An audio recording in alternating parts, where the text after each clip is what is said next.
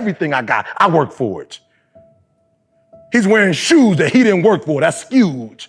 Every pair of shoes I have, I work for. My mama didn't buy me nothing. And to this day, if I ask my mother for 100, she wants to know when you giving it back. I work for everything. I went to college, I paid for it. I didn't have anybody buy me a car. I got my first car. Sweat equity. Sweat equity. There's some things listen to me, you're not willing to quit when you've invested that much into it. Some of y'all, you can quit because you ain't putting nothing in it. You ain't put enough work in it. You can just turn your back on it because you didn't put that much work into it. There's some stuff in my life, I can't turn my back on it. My wife, we've been together since we were 16 years old. Everything she does, I don't like, but we've been together so long, I don't know nothing else.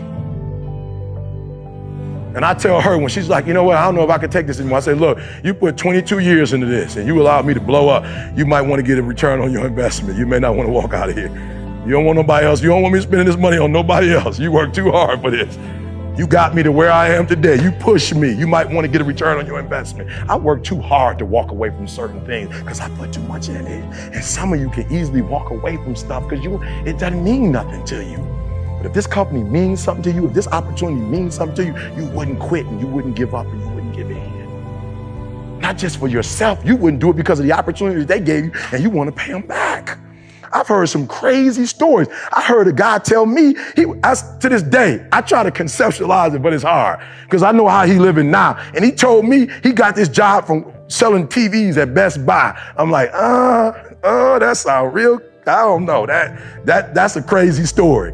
You just was at Best Buy selling TVs and you just met somebody from CEO from Quick and Long. You just met somebody and they gave you a job and now you where you are. You want me to buy that? Just like that? He just happened to come to you and you just happened to be selling TVs that day? That's a long shot, but it happened. And so when a person gives you an opportunity like that, when you weren't headed down this path in the first place, you could just walk away from that. Some stuff you can't walk away from. My biological father, I love him, but I don't really know my man like that. I don't call my biological father every day. Me and my mother been through our go through, but I call mama almost every single day. Why? Because we've been through some stuff together. She been there for me when nobody else was there for me. It's something in my spirit that say, you better call mama today. I don't care how big time you get. You better stop what you're doing right now. You on the road, tell them, hold on for 1 minute. Let me just call my mom and tell her I can't talk right now. I've been through too much with that lady to turn my back on her. Sweat equity.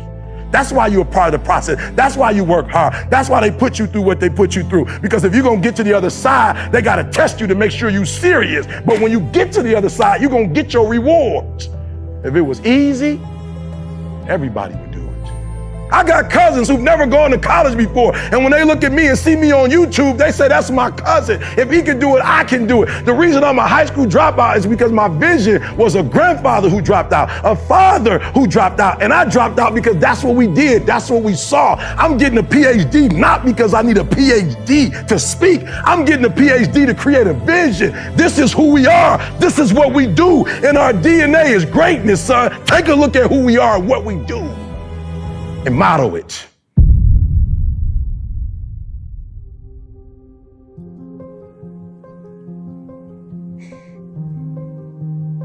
I'm not doing this for a car. I'm not doing this for a house. I'm not doing this to pay no bills. I'm doing this to change lives. And guess what? The car will come in the process. The house will come in the process. Let me tell you something, if you shoot for the stars, you're gonna hit the moon. I don't know if you know where the moon is, but it's a lot close. Like you can measure from the earth to the moon. You can't measure from the earth to the, one of them is miles, the other one is light years. It's a big difference. So when we were talking about earlier the why, we were talking about why. The reason why is so important. Why is so important because if you have a why outside of yourself, you're going to get the things you want to accomplish. I told the last group, we did research and we decided, remember I told you about the champion? One group, they just win once and then that's it. But then another group, they do it 6 times. I don't know anybody watch basketball here, but can I show you Michael Jordan's mindset when we say vision? When he won his first championship before the game was even over, before he even got the trophy, he looked in the camera and said, you remember that? The day, he hadn't even got the trophy in his hand yet. And he looks at the camera and say, 2. And then when he won his second championship before he got his trophy, he said, I just want every other basketball player out there that's thinking he gonna win the championship, I wanna make it clear that as long as I'm in here and I'm going to championship, it's not gonna happen. 3, some of the greatest players that ever played in the game never got a championship, unfortunately, because they played when MJ played. And let me tell you why it wasn't for championships. I don't know if you heard MJ's speech when he won, when he was in the Hall of Fame. I don't know if you heard the speech. He won Olympics. He had become the biggest face in the world. And it's one person he mentioned. After all those years of being great, it's one person he mentioned at the Hall of Fame. Who was that one person? No, not his dad that died. He didn't start there, but that was great. Mom, he loved his mom, but that wasn't the person. We assumed that they would do that. There was one person that he mentioned that we wouldn't even assume that he would have mentioned. Somebody he played with close. Phil Jackson close. Can you say it again? The coach that cut him. The coach that cut him. Mike was still thinking about the coach that cut him after 6 championships. This guy cut you back in the day before your career even started. And Mike said, I want to make an acknowledgement. I got to acknowledge one person. I got to acknowledge him. Go back and watch. Mike, like, I got this one person I got to talk about. The guy that cut me. Why? Because he gave me my why. He gave me my reason. You will not, whatever it is you want, you will not get it until you refuse to quit. It does not come until you've given everything that you have. Right? Okay, so I'll tell you a quick story. Michigan State University. I've got this young lady who comes to me, right? She wants to be in the College of Business. So she comes to me, I think you need a 3.2, 3.3. She comes to me like a 3.1. She's just missing it. She's in tears. She's like, Eric, you don't know where I come from. I'm not gonna be able to get in the College of Business. And so I'm listening to her, and then she gets to a point where she starts to cry, right? Uncontrollably, she's in the room crying. She's just going through it. And I stop her and say, look, no disrespect, I'm not trying to be insensitive, but the crying is not the standard. The 3.2 is the standard. So if you go in there with tears, they're not gonna let you into the College of Business.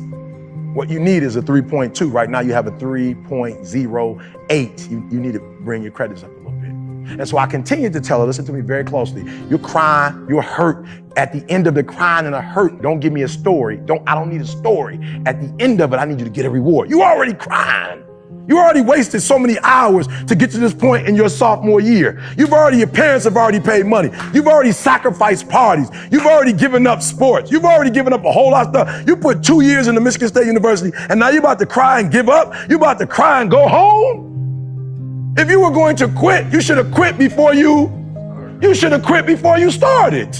You don't come this far. You don't invest this much time. You don't invest this much energy to give up. Let me tell you something. A lot of times I do the right thing. I don't do the right thing because I'm a good person. Sometimes I do the right thing because I put up it took me 20 years to get to where I am now. And you think I'm about to blow 20 years up of a little fun?